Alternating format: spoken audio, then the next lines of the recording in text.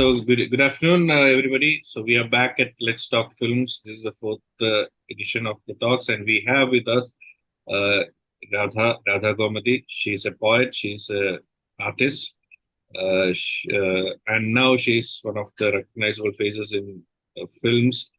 Uh, so since we are talking about films, Radha, we will go further into your profile as an artist, as a poet later on in the show. But then we'll start with acting, since this series is basically about let's talk about films.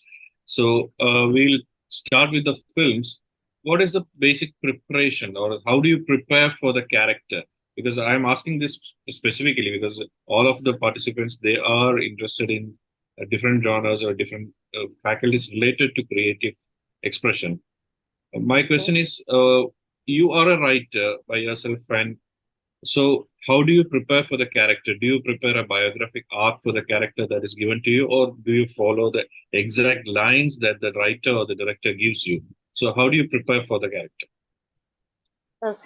Ideally speaking, Anand, there is no ideal situation when you're actually in front of the camera and when you're working with different people, different directors, different expectations. And I'm not all that many films old that way, but just in a little enough, like in a lot of ways, what matters is that, you have been given some lines to deliver, but a character is not just those lines.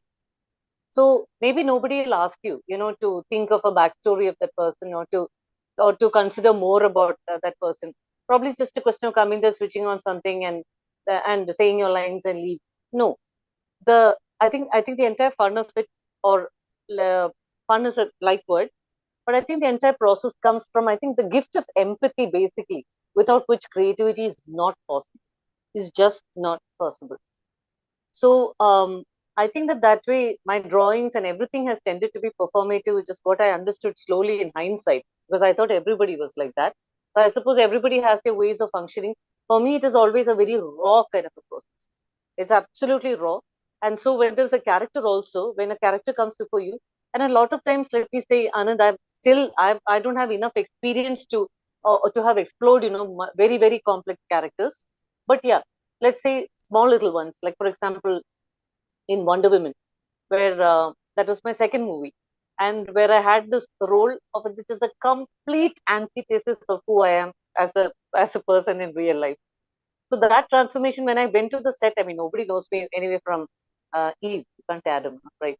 And so the moment they got my wife, in fact, many of them had become very friendly by the day the shoot started. They said, how the hell are you going to change into this character here? Because everybody is already giggling about this, tough, crusty, bossy mother-in-law, but who has her heart screwed on the right place, but under heavy sheets of armor. So I too wondered. So, but the first transformation that happens is that already you're carrying this thing inside. There's a alchemy which you cannot completely calculate ever. Then it's the costumes. The look completely changes, and the way people suddenly look at you is, who's this person kind of things. Okay. Finally, I didn't know what to do. I just faced the wall for a while, and then something happened. And after that, it was not that difficult to turn into that crusty mother-in-law. Everybody remembers from that scene where she uses that sarcasm and acerbic kind of a tongue of hers, which she used against the natural birthing center poo-pooing.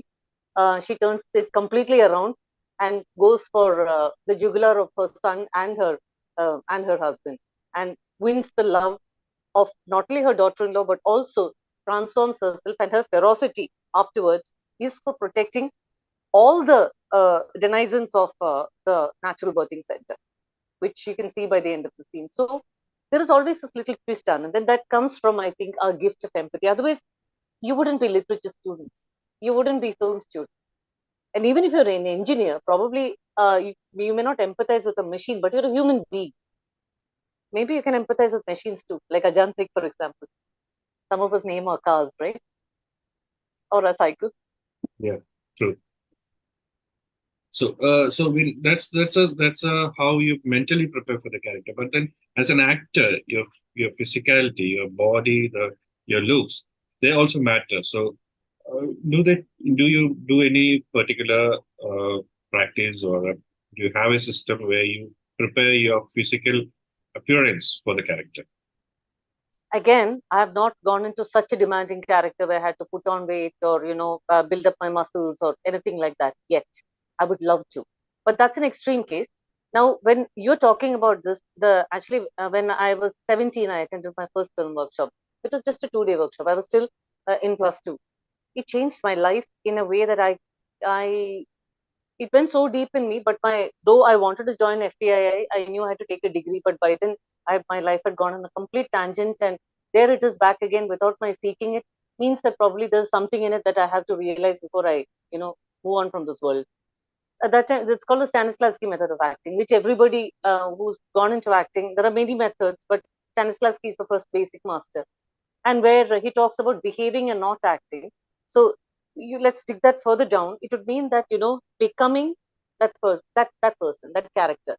And let me tell you, Anand, it works both ways.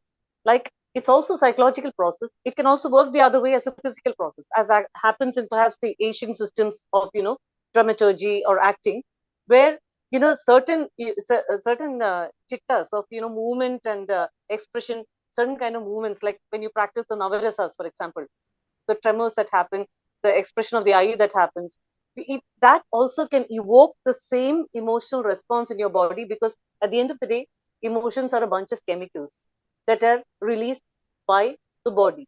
A lot of times, you're mediating with your body. At times, you're even fooling your body. Sometimes, after you start crying, and sometimes it shakes your entire system. Okay, it shakes your entire system, and afterwards you have to make peace with your body all over again. The way you stand can change the way you behave. We do that in everyday life, don't we, Anand? Like, if we are Yeah, low confidence, we try to pull ourselves up a bit and say, hello everybody, when you getting into the class. If you came in like this and said hello everybody, that would immediately impinge on yourself, just as it is impinging on the others. So during our acting sessions, like, I had a wonderful 1 month with Sajeev Nambi at the Fact Lab, one of the most awesome teachers I've seen, very hands-on and to the ground. We had exercises actually where you privilege various parts of your bodies when you walk and see what difference it does to you. And then you start matching up, how the behaviors of the characters match up. So this body, I think when I end the answer to this question, I just want to say that this body is actually far wiser, such a repository of memory, that it is so powerful that the mind only comes after it. And I think if you're all creative people, if you have loved what you have read, what you have seen, what we draw, and that entire process of empathizing, there is something that the body does. Every philosophy, therefore, of anybody who's creative is out of a lived body. So if there's any kind of thought system or any of the later few spiritual systems that goes that privileges assesses and denies the body, I say sorry, you're off the track of being human. yeah, the memory that body has. Yeah. The body also has its own memory, or that's what you're trying to explain. Yes, the body actually remembers everything that we have gone through, which is why people now, when you read about near-death experiences, of they have met somebody, a lot of things that they have to say is about living through the entire your life in those the sense of time changes, like it was shown in Interstellar, for example, in a very straight kind of a physics kind of a way. But it was not. It was actually a massive metaphor, that entire movie.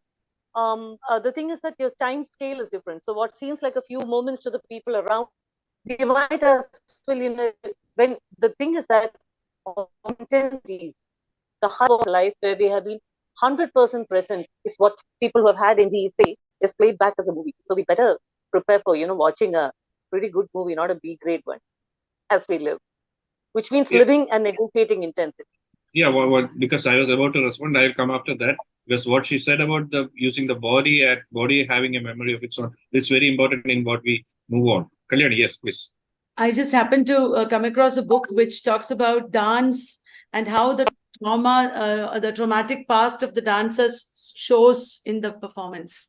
So would you say acting or dance or performance arts for that matter is an engagement of the artist and his person or her personality and past with the artistic text? Is there no impersonality? Would that mean that every artist brings about a completely new dimension to the art because of the personal experiences and traumas and memories of the body? Again, probably the Asian systems would not, go into such an archaeology of, experience and traumas and things like that. But there is already a set code of, how to create these things using certain movements of the body. Okay, it is like external going. It's external going internal, not internal going external, as in more of the process methods kind of a thing. But all I can say is that I think that people turn to writing or performing or all these things. The more of life experiences that you've gone through, the more all these become actually kind of catalysts, become fertilizers, start feeding into or adding layers into, what you're grappling with as a performer, as a writer, as anybody who's trying to construct an utterance in language. Yeah, there is also the other perspective which says we should maintain an aesthetic distance and we should not bring our personality into the art. I guess, as you said, these are two different perspectives. No, Kalyani. Actually, there is mediation. Otherwise, the thing is that now, especially when you're doing movies, theater, there is this thing of carrying that emotion right through to the end. Like there is no cut, there is no changing to the lens and going into mid close and close up and things like that. In cinema, for instance, the thing is that if you have done a certain set of movements, like and once the master is caught, like the master movement is caught, then all the close-up shots, the different angles of shots and all that, you should have the kind of a memory to also repeat that more or less the same. So always, like, you can't be into something completely and it's not like that. I think that always, whenever anybody who writes or creates also has this witnessing self that is able to reflect. Only thing, this reflexivity is not something comfortable sitting on an armchair. It is, the armchair is your own body. You're sitting in there with that and using that to create something by which I always feel that way artists, the service that artists do is perhaps they are the bells with the tongue. It rings, it resonates. And a lot of us, through probably our conditioning, through the way we have grown up, have ended up with our tongue stripped out of us. So I think that is the duty that an artist undertakes. And that is why having an artist in a society is so important. Yeah, because when we are talking about the body, it also means that how we present it and what are the elements that we bring into it. And here I think with your permission, I am screening a short film, a 9-minute film that you have created. It's called Circle. But that's a different experience, Anand. I'll just like to caution that to the viewers, because art videos and art performances are quite different from what happens in film or which happens in theater. So exactly, but then the point is like how you use the body, how you bring in the element of body in there.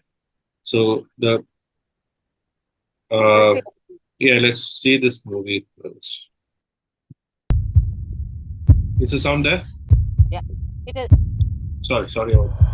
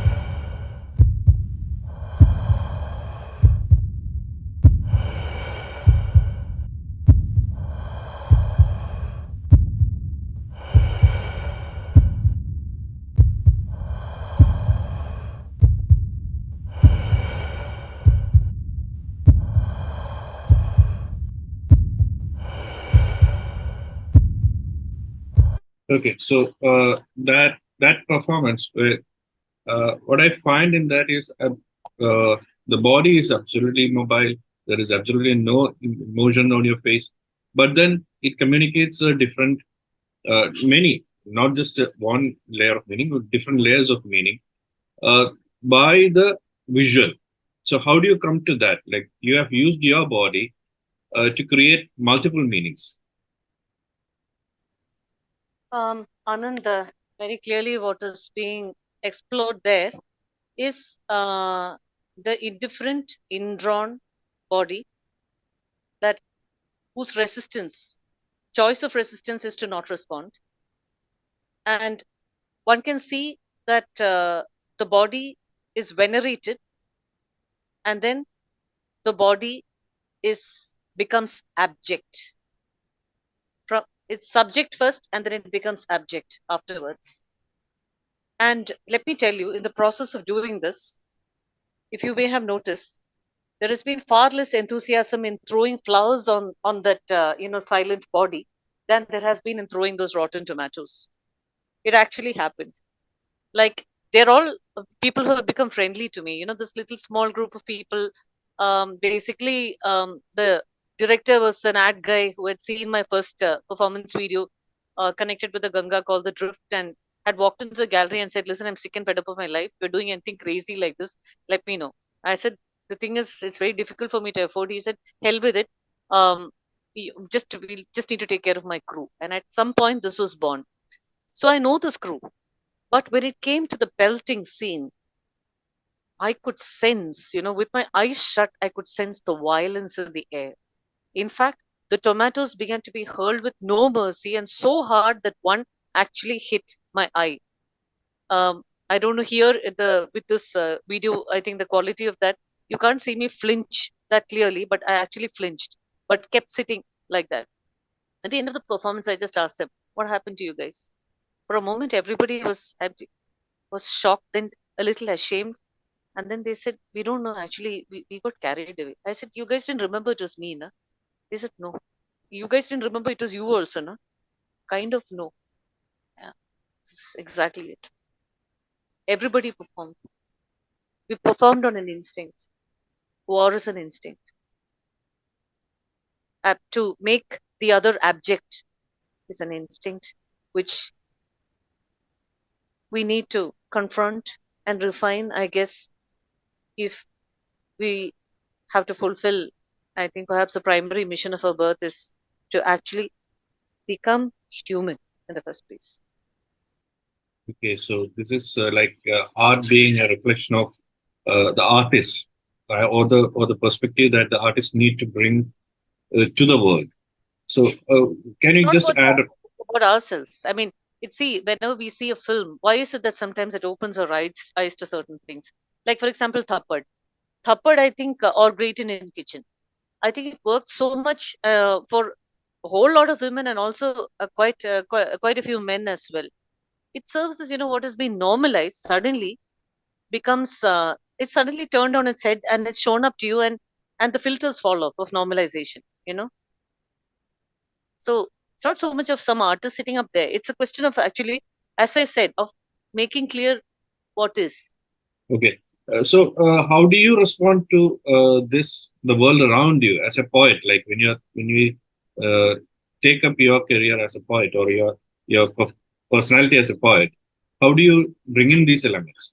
So we don't have the visual here. We don't have the visual, the magic that you can create through visuals. When you are working on a poem, or when you are working on that's a different medium altogether, isn't it? It's not a different medium. Actually, I think that the best of art gets done. Gets done. It's already comes to you. It already has a life of its own, and then the extent to which you are less and that is more, the extent to which you kind of sort of disintegrate kind of, and that takes over. The more it does, I think that's when the best things happen. So a lot of times I would say that work happens through us and not by us. The sense of agency is actually, I'm not saying it's not there, but it actually takes the back seat. Now, for example, this particular performance, I'll just say one line about it, came to me full born. Like one morning I woke up and I had done I think this, it's not just about, see, I don't have much art capital or anything like that. So I just sketched these things and I just sent it to Noel on the premise of the energy that we had shared, where he said that, listen, you come up with some crazy thing, call me, okay? But there was something in that energy that made him take my words and my storyboard very seriously. And he said, just a second, I'll get back to you. I had even described the background, how I saw it, like in a vision. And within an hour or two, he had come back with photographs of a place that, had me looking like this. It was exactly this. If you look at my storyboard, you'll find that it's almost the same place with water in the front, because I have grown by water, and water does this fantastic thing with light. It brings a movement to the atmosphere, so which you can see in this light, ripples, reflections at the back. And he had found a place that exactly resonated with my vision, and within no time, it was done. Like I had made a little money doing some other work somewhere, some commercial work, and it just got done. So I think that it's not ever an act between just, one plus one. It's a kind of, a cloud that comes together. Poetry. Poetry has actually literally saved my life during a long stretches of my life where I did not have the luxury to sit in front of canvas or a paper and, devote myself completely to it.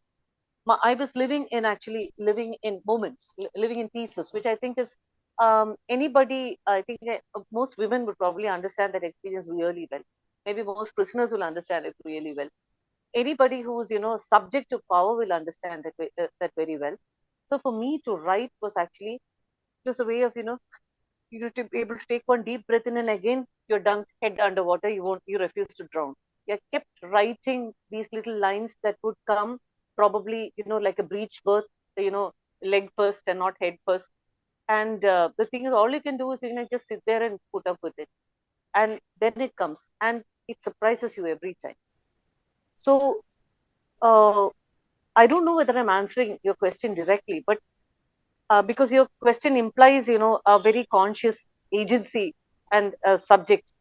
I wonder if it's there actually. When in the micro level, when you look at, this magic of the creative process, it takes you more like a cat lifts its kitten by the scruff of the neck. The kitten just has to hang in its mouth without making a scene. Okay. So I got that. So you are working. You're trying to define the process of how the art happens, or the moment when you Yeah, realizes that something new is being created. yeah. But then we come back to acting. This is Okay. you are given a character which is created by somebody else who is totally different from you, and then you have to put yourself into that character. When does that transformation begins? Like with your work, you know when that agency works, and when you are becoming that create part of that creation. But this is a character that has been developed by somebody else, placed in a context which is unknown to you. And as an actor, you are entering into a very foreign, strange space. And you are supposed to behave, or you are supposed to connect these dots with your body and with your emotions, with your expressions. So when does that happen? So when does that transformation happens? You know why I started laughing, Anand, is that when you're describing this, I'm kind of seeing that, there's nothing very special about that, because isn't that the experience that we have in the world? Did I create this, system where I have been put in? No. Uh, a lot of times I feel like PK. I think a lot of us, like PK in the movie, I think a Mhm. lot of times we are like that. We are suddenly thrown into, imagine a baby being born here, and suddenly you have a name, and then suddenly you have all these, imprints put on upon you, like of this caste, of this class, of this father, of this mother, of this, this entire kind of a thing. Have you ever had a choice? So I think fundamentally life itself, I mean, there's nothing, I don't think there are any two things about, it's not separate really. So a character somebody else created, but all the characters are always there in all of us, because basically, again, because we're human. We're human, and I think again the stuff is of empathy where boundaries are porous. Sometimes there are times when I walk on the road. I don't know, maybe you guys feel the same or do the same. And I look at people who are on the road, who are leading lives that I can only imagine. You know, where does this person go back every evening? What does he eat? I look at somebody. who's eating a packed meal got from somewhere. There are very few belongings out there. The chappal is kind of worn. Evening, somebody goes to sleep somewhere. Where is that? So I think that we are always engaged in this process. So when a character comes, the thing is to try to make sense of it. And there'll be a whole lot of things about that character. I think this is where there was a question like, is that what makes, Shobana's rendering of Nagavali different from Jyotika's? And I had said yes. So the thing is that we flesh it out in different ways and try to find out motives, backgrounds. Why did this person speak in this particular way? What if this person had spoken in some other way? Or is this really what this person would do? That kind of a thing. By then, you have started becoming that person. So, this word becoming is actually something that is happening all the time. Even if you're not an artist and you're just born here, it's a continuous process of becoming and also resisting becoming in certain ways. And it's also trying to listen to something more fundamental and more primal, which is the call of a being. In fact, why in both the performance videos, after which I have not been able to afford to make some more, is that the most constant thing that I found in the soundtrack that was a must have, whether there was anything else or not, the sound of breathing and of the heartbeat, because those are the most primary signatures of life. Take one away, you don't have it anymore. Yeah, for those who are listening to this, please go to YouTube and Google The Drift by Radha Gomaty, which is the other video. Google my name with the right spelling, Gomaty, because sometimes when you do the drift, you get something else altogether. So. Okay. And the drift is a slightly longer video. That's why I didn't show it, display it on the show. It's a 15 minutes video. That's again a performance video which explores this connect with the nature, and that's literally the drift. So please do check it out. So Radha, we are talking about acting. So for an actor, the body is a device or a property that we need to engage to bring out the expressions. So in that context, I would like to talk about Alexa series, where you were stuck. we are stuck because of we are all stuck during the lockdown, and all you had was a smartphone in hand, and for the better understanding of things, this is what Radha did. 87 pictures that Radha has created using her smartphone during the lockdown period. My finger on the phone screen. So you will talk in detail about how you came to this thing. So these are the pictures that she created in her phone using the finger. So because I'm bringing this up because we are talking about using devices as a performing as a medium for exploring your creativity. So Radha, please go ahead and explain or tell the participants how you chanced upon this mode of expression. Okay, actually I chanced upon this mode of expression before the lockdown, 2018 actually, because for some time I had not been drawing or painting. There are several reasons for that. There'll be a lot of systemic reasons also, which I'm not going into over here, because definitely there is it's not always about what a genius you are and how creative you are. It's also a whole lot of thing about support systems and things in the system that matter. So for whatever reason, I had been a little silent as a visual artist, and there was this, for a change, there was this sudden kind of a renewal in 2018 in my life, that there was a sudden hunger to draw. And the thing is that I don't have a physical space, but I will shortly. It's a big goal in my life to have a space where I live on my terms, and you can basically live on my terms. So not having a conducive space, but having the sudden hunger to draw. I had already I came into smartphones and everything pretty late, but I was also looking for a way. Actually, I was basically looking first for an app where you can write in handwriting. That's it. And I found this very primitive, very simple app called the handwritten HW memo app is what it's called. And I suddenly realized my thirst for drawing. Why don't I just draw in this? And the first thing actually I did was to send somebody I cared for a lot a good morning with written with my finger. And I found it it's like, learning to write with your left hand all over again.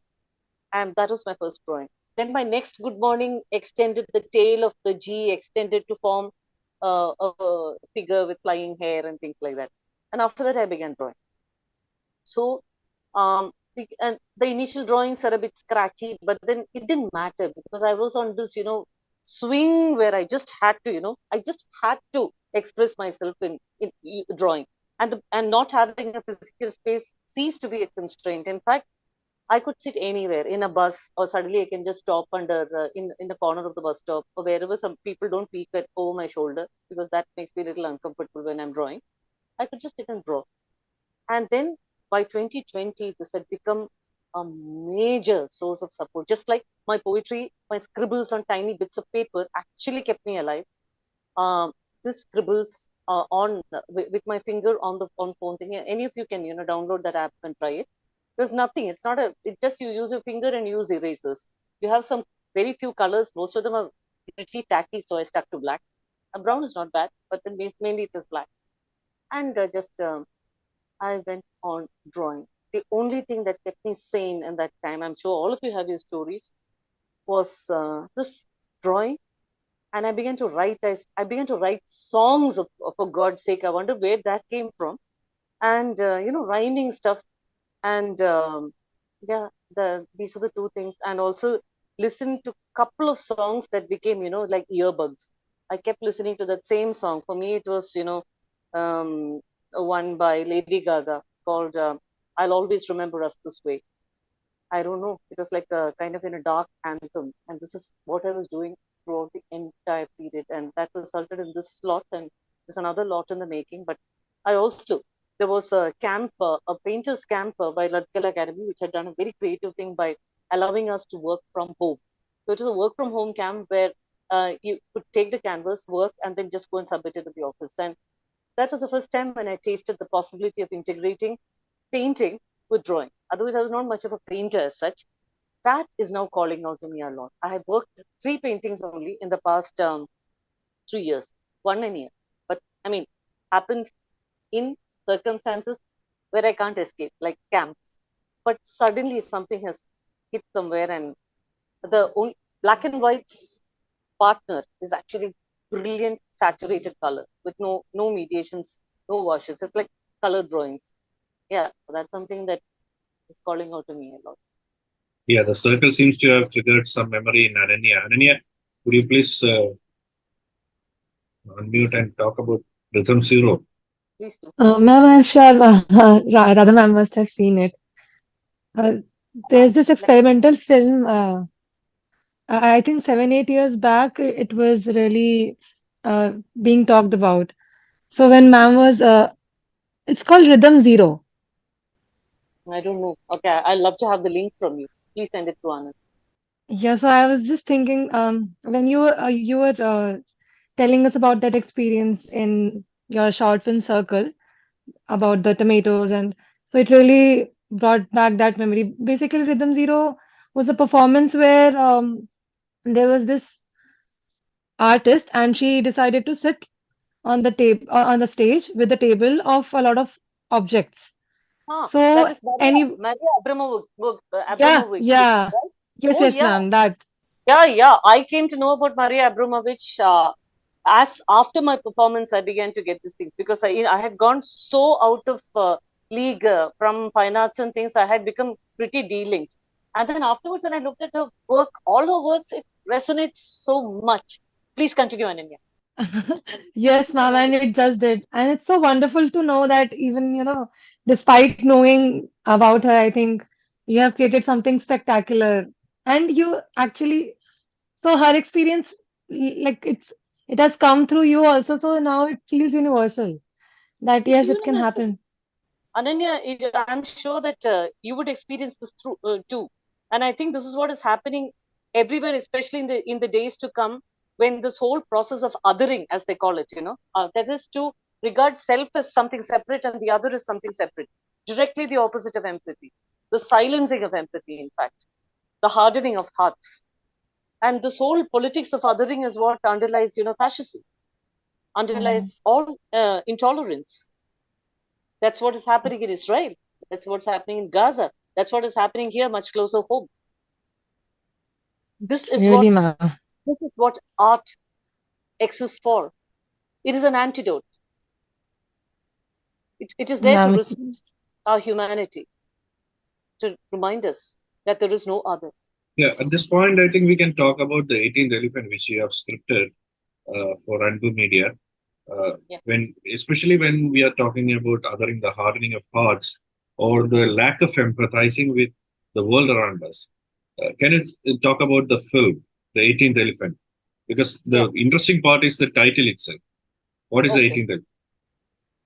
The 18th Elephant Three Monologues, directed by P. Balan and produced by Divagaran Nelayadathu for Andu Media Trust. And I was a voluntary coordinator of this trust for about 7-8 years of my life, where I was completely, I was away from, drawing or painting or any of these things. That is the time when poetry used to sustain me. These snatches that I used to write to, keep my, soul and heart and my life with my body together. So that was the time when there was this. The thing is, the director had shot without any clear purpose other than the fact that he empathized with the plight of the elephants, because he lived in Thrissur at the time, the temple town, and he had shot about without any idea what he's going to do with about 50-55 hours of footage or something like that. And afterwards, when he met me, he proposed that he would like to turn this into a documentary. A producer had come in, and it was his idea. Like, I didn't know from what he meant till he told me that what he's looking for is to say 3 stories of elephants using the elephant in first person. It is the elephant's voice. It's the elephant that speaks. And so I had understood. So there was the rough edit in front of me, and I realized that it's about the elephant, the capuchined elephant, the elephant in the wild, or rather the so-called wild that has been so much tampered with by man already. And third was a situation of such an elephant which has also become almost like, something registered under the Motor Vehicles Act. That much of a commodity or a machine in a social circumstance, a living being that is undergoing an accident. A car which gets hit by a lorry may not cry, it doesn't cry, or at least so we think, but an elephant does. And it is dealing with these 3 situations. So to write that in first person again, if Anand, if we go by what you talked so far, is a performative experience, because the way that I was then and all that I had been going through, I realized that I'm the elephant when I was writing that. Therefore, for me, that script was written in one single flow, and I didn't need a day to do it. I just needed a couple of hours to actually finish the entire core of the script in English. Plus, there was also much before the 18th elephant and all its circumstances happened. Elephants used to be walked down this road from this balcony that you can see, because there's a lake. There's one pond here and a pond on the other side, which is called Anakulam. That's where the elephants from Purnathrishyan temple are taken for a bath. And there was this particular horrible mahout. Women would, run for cover when they saw him, because he would try to impress us by hurting the elephant, trying to show, what a powerful guy he is, and he can control and cause pain to such a big being. He didn't know that he was not impressing any of us. We hated him for it. He got killed eventually. He was trampled by an elephant. This was something that had remained with me, and also at a time when an elephant actually walked into my house, actually walked into the gate. It was a very tame and slightly playful elephant. It was not a full adult yet.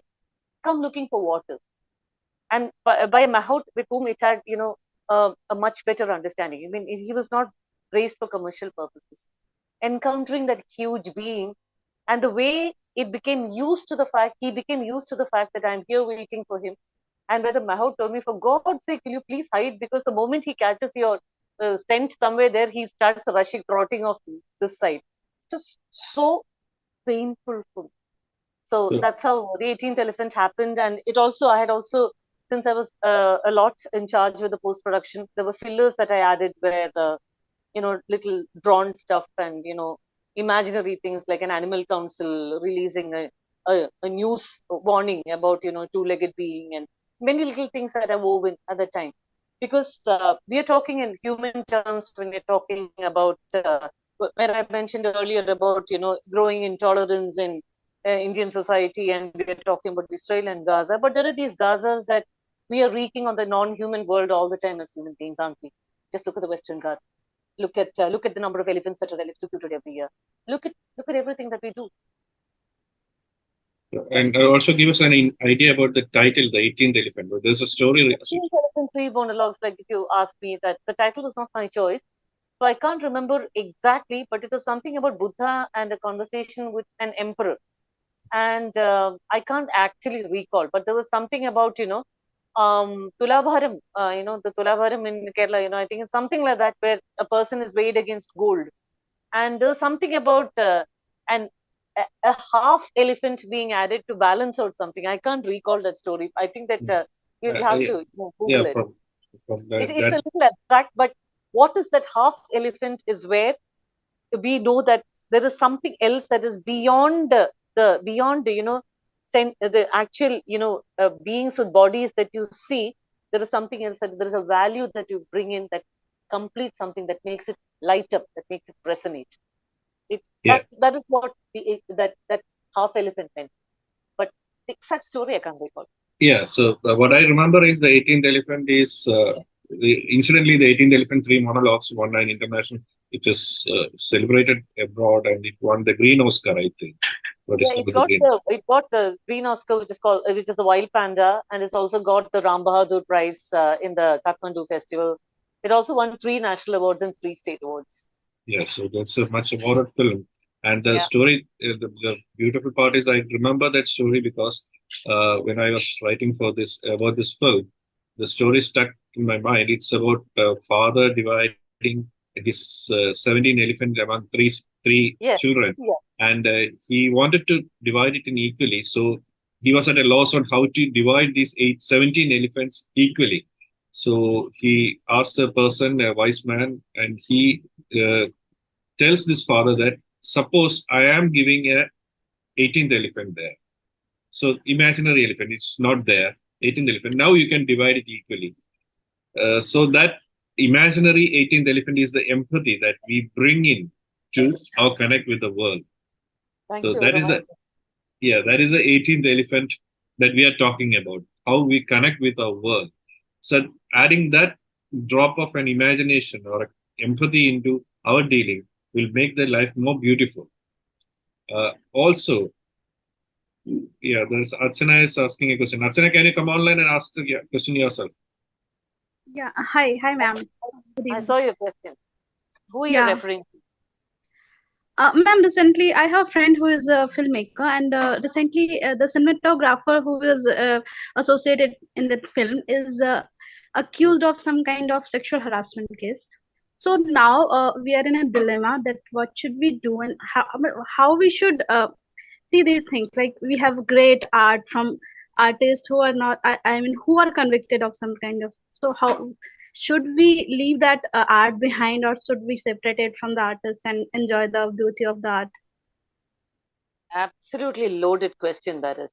In fact, you don't even need to be convicted. There are a whole lot of things that happen and that are passed off as, as workings of, certain kinds of, superhuman or, above human kind of geniuses. I have no answer to this question, except that even I have been absolutely befuddled and, completely, with my wickets blown off by seeing for myself finally that sometimes there are cases where there doesn't seem to be, and I think this is actually symptomatic of something much, much deeper, symptomatic of a much deeper malaise, which has gone so deep into our society, and it shows up in art like this, that there doesn't seem to be any necessary relationship between the quality of a person's art with the quality of the conduct of the person himself or herself.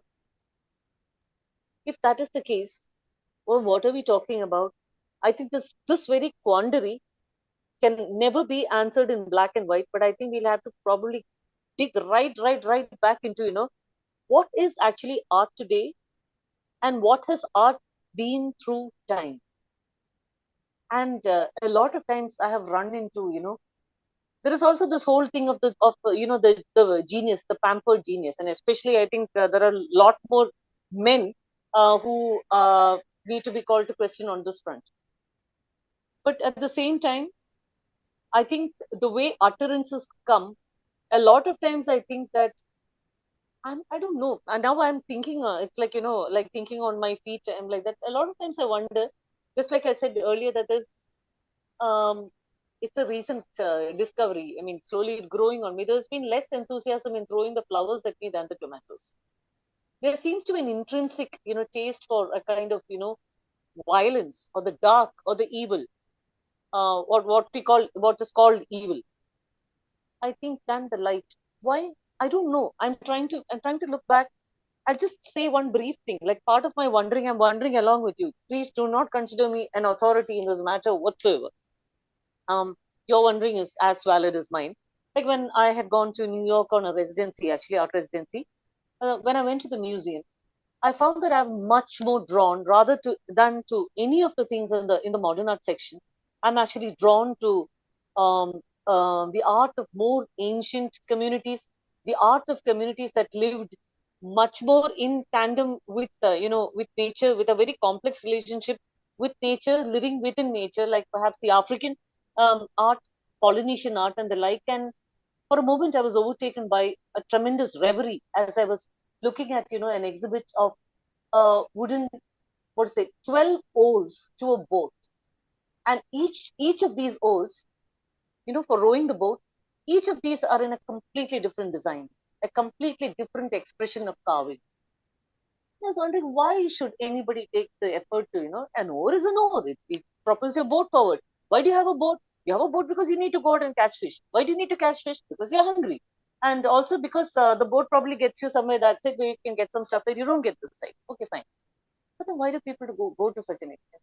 I think there lies something, that there is something human in the fact of marking it with something that is very loving. The way um, bus drivers, decorate their, the gear with, so many scrunchies that women use for their hair. I mean, they don't need, it's got no functional purpose, it's not to remove the grease or anything like that. Or hang all those garlands and put up all these pictures, even cut a piece of synthetic lawn and, stick it on the front and things like that.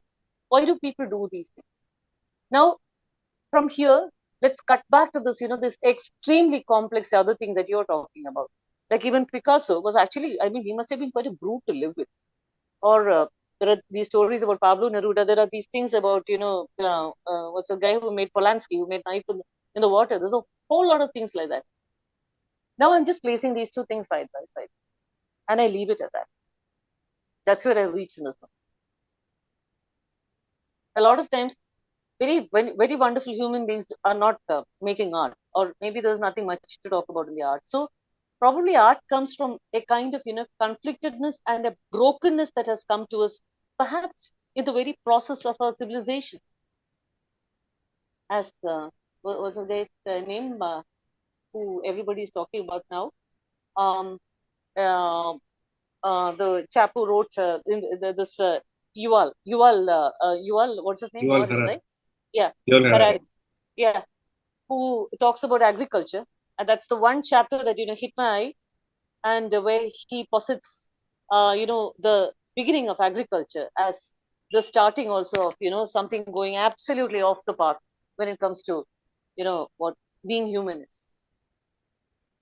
I mean, right from the fact that we are actually not physically, we are not created for a settled life, that the enforced sedentariness, that the surplus of agriculture and cultivation brought, that we are actually, in fact, our ill health, as they say, that the new cancer is sitting, right? And well, if you start questioning from, sometimes we have to, pull ourselves back, I think, and think of a world without roads kind of a thing, as somebody said, or a place where before private property, or where things were communally owned, there's another sense of a belonging, where the hunted and hunted shared a position of respect, knowing very well that I'm the eater here, but there I am the eaten. and an entire chain like that. So empathy is actually not this entire process is not very sweet or cute. Got, it's got a lot of blood. It's got a lot of endings. It's got a lot of things in it. But again, let's come back to what I say. Let's juxtapose all this and let it talk to us. Because I don't think there's one simple answer. I think somewhere the problem is systemic. And also, I like the way you presented that thing, that the art is created from a personality, that the breakings in a personality, or somebody who has created exquisite art could be a broken human being somewhere inside. So that brings me to your next phase as a social entrepreneur, where you created something out of bits and pieces. Ah. So let's talk about that now. Yeah, the bits and pieces that Anand is referring to is actually tailoring waste. Okay, the whole concept of waste. This whole thing of broken down wholeness. Oh wow, the way you connected it, Anand. Yeah, actually, what is tailoring waste? What is waste? And also, for the first time, we are the only species on Earth that produces waste. We produce waste in such a quantity, such a quality that it's simply impossible to be synthesized within the natural systems and cycles of the earth. Again, we come back to of somewhere having lost our rails and gone into a kind of complexity that only our species is capable of, and perhaps because of which our ending is also already etched in our horoscopes, our collective horoscope. Now, the earth can do pretty well without us. We are nobody to save it. But then we have actually, we are saving because we've got no other home to go to. But there are the uber rich are already looking for ways to colonize other planets. And you probably, repeat the same shit all over again. We don't know. Anyway, so the thing is, when I started, it was called Sangmitra in the beginning. It had no name in the beginning. It started actually with the 18th Elephant Free Monologues being selected for the Wild Panda Award. And we didn't know we had got the award yet, but to the Wild Screen Festival in Bristol. And actually, I had not even thought of the entry fee for the film. Neither had the director or producer had any clear inkling, I think. But then I thought that we need to sustain ourselves, because at that time, $80 here would be £1 there. And that's a pretty tall tree to climb. So I asked them for permission for a little nook where I thought I would bring in a lot of handcrafted stuff, folio drawings of mine. And also, this tailoring waste was something. My neighbor was a tailor. And I had always, wondered, like, what the hell, man? It's so beautiful. And we just made some spectacle cases and a few little things like that. And it was actually a very gypsy looking stall, and situated in between, all the steel and chrome, high level, cinematography equipment kind of stalls, a little nook. But it had so many people visiting. And that is when somewhere this whole thing, sunk in deeper as, part of the entire ethos of this film. And I came back and realized that this is really interesting. And then meanwhile, I pitched for something for Randu Media Trust at what's called the Asian Pitch in Singapore. It's a women's run Caldecott production TV house. And there, though we lost the pitch, we were invited to actually do a documentary where recycling is the theme, where an entire community starts upcycling. And they say the theme is fabric this year, starts upcycling, creating exquisite products. And it is for documenting the change in the lives of the women involved for a year. And for the first time in my life, I came back here all agog, because it was already in my mind, and drew up a project and everything. But to cut the long story short, this happened in 2008. And while the Singapore team was all ready to come and visit, all hell broke loose with the big economic crisis landing up. But I completely stopped all thought about doing Sangmitra, and till I realized that it's caught me by the scruff of my neck and I need to do it. And that is the time when the solid waste management issue was blazing in Kochi, blazing in Ernakulam. And I didn't think of any such context or anything. It was unplanned. It was one of those things. I started working with my neighbor and a couple of other stitchers, and we started creating these bags. And when I realized that my people with me, I'm the only one who still goes and picks the waste. They're not involved in that messy process, which is a highly educative thing. Go and look at a society's waste. Go and look at the skeletons that anybody hides in their cupboards. Look at your own to start with. You will know what your world is, because the shadows tell you a lot about the light. And that was actually a philosophical process for me, actually going through this entire thing of sorting waste and through the negative, seeing who we are, and also questioning what actually determines what is waste and what is not. Like, for example, I have been told by a lot of people to my face, you're waste, trash, get out, kind of things. Okay, on what criteria do you trash someone? On what criteria do you throw away something? And when you look at it, you realize that as a species, as communities, also as classes, communities, let's get closer and closer back to our homes, our families. What are things that we do not want to look at, not want to accept, not want to integrate as part of our lives? So actually, it was a philosophical process deep inside me, and it just became, little bag. That's it. I started working with a rural women's unit because I had no, that's one thing I've been ever clear about. I don't think I'm a good institutional builder, or I don't think I can ever afford to have people working under me. I can work with people. So it's a collaborative effort that did well for the first few years, but then once demonetization struck, we learned, how very tiny businesses are struck. So were we, and I was not. I was too busy with too many other things and too confused to actually get on the online bandwagon. And today we have become this bunch of lazy consumers who wait for offers on the online portals. We never realize that it's actually the big brands that are able to afford being on the online portals. The hidden costs of being there, of visibility there, is something we don't think of. It's just like we are thrilled when we get tomatoes for $5 for a kilo, and whereas the it is a farmer who's hanging himself or herself somewhere.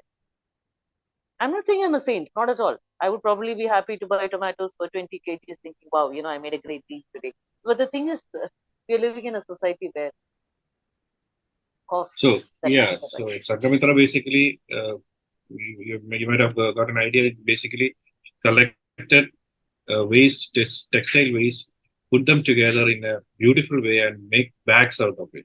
So that's what Sangamitra used to do. Today it's called Sling It. Sling It bags. Exclamation marks. Please look it up on Instagram. If I ever get online and start selling, please buy, because it's not just that's a pitch that I'm adding here. Please support people who actually do this genuinely, whoever, wherever, because I think that the tomorrow's generation are probably going to be left with a lot more waste in this world, and I don't know, maybe it's a way of life. Something useful coming out of the waste generated out of the textile that we are wearing, maybe. And also, I'll just button and say one more thing. Like, when I started off all this, and in between began to wonder why people don't use secondhand things with pride. Why don't we start bringing out things into the open and selling? And because people are too proud to do that. But today, look at it. There are so many youngsters now involved in swap stalls. And a parallel economy runs on it, and I'm proud. I feel happy. No, we are talking about selling things. Yeah. That brings us to the world of advertisements, and that's the new area that you have ventured into, acting in adverts. So actors, so we'll bring it back to acting before we wind up, because we have already crossed the 1 hour mark, and we need to talk to you about your experience as an actor in advertisements. How do you approach an advertisement as an actor? So when the moment you say that you're becoming an actor, one thing that has happened is a lot of people say that, sure, I mean, all these years you've been involved in, so many things, sensitive things, and suddenly you are an actor. Like, what is an actor finally? Somebody gives you some lines, and now if it is ads, they give you some product, and you say, oh, wow, it's beautiful, please buy it, kind of thing. What the hell are you doing, kind of thing? Yeah, it's a valid question. But the thing is, I got into this whole thing. And I got into this whole thing now, and I'm learning a whole lot of things over here. And I've also experienced, what are the standards of success and failure, and I mean more of the latter. Yardsticks of inclusion and exclusion that are extremely vague in all that. Now, I'm not talking about pure creativity anymore. I'm talking about that, that very uncomfortable field in between. I mean, I'm not at home there. When it's anything about creating and creativity, I'm there full on. So here I am, and when I got an opportunity in a few ads, I myself do not wear gold. I do not have much possessions in that way, not cared for it. But there I am, in a gold ad and things like that. I'm playing a character there. So I have nothing more to say. I've been called in a few ads. I've been going for it. Now, tomorrow, would I go for something that I know is absolutely poisonous? I mean, it's been proved to me. Probably I would draw a line there. I mean, I would like, yeah, it's a gray area, but I Yeah, can't say more than that. yeah. I'm more interested in knowing when you're doing a feature film, when you're playing a character in a feature film, you have a sort of a character, a life that the character might have lived or experienced, all sort of things in the back of your mind when you're performing. But in Yeah, an ad, it's just a flash of a thing where you just come on screen, endorse a product, and then you are there. It's over. true. A lot of times you're not endorsing the product directly. Like if you see Yeah. a family in a family situation, like the aunt that I played, my role was sophisticated aunt. So that's already a character in The Perfect Moment by Joe Salukas, the first ad. So Okay. where I'm this, self-possessed lady, who looks a little different from the rest, whose jewelry is also a little bit different, and who carries herself with a certain cool. And there is another lady who's envious of me, and my relative who bickers with me, who's on Cold War, and we break the ice. So that's a character thing. The thing is to communicate that very fast in a very short time. So a lot of times you're on full on vibe playing an ad. Or the recent one with Madhavan, where it's a very warm family situation. So I'm this, vibrant mom. Yeah. And so there are characters too in ad. Or there's one that's going to come up of Three Roses Tea, where I'm a I'm a 60-year-old bride. The 60th birthday celebrations, you renew your vows. So you do have characters in ads. It's not that you're just a billboard, standing there and holding up something. Mother, sister, aunt. It's usually familial. Yeah. Yeah. Anjana has got a question in the chat box. Anjana, would you Yeah. like to ask the question? Madam, I have seen your movies, I have read your poems, and seen a few paintings of yours. So, as an artist who works in 3 different art forms, which art form gives you more satisfaction? Which is the best form of self-expression according to you? For me, performance has been at the kernel of everything that I've done, whether it's poetic utterance or whether it is drawing. So to be able to perform in the raw and also probably to learn, I've got so much more to learn in it. I would love, I mean, I love performance in its pure form, and I really am not doing enough. I'm not doing enough. I don't know how to educate myself further or to put myself in an intense situation where, I probably come undone altogether. I look forward to that. But at the same time, these three things are three different kinds of bowls, as they say, probably in Hindustani music. And I think that I need all three.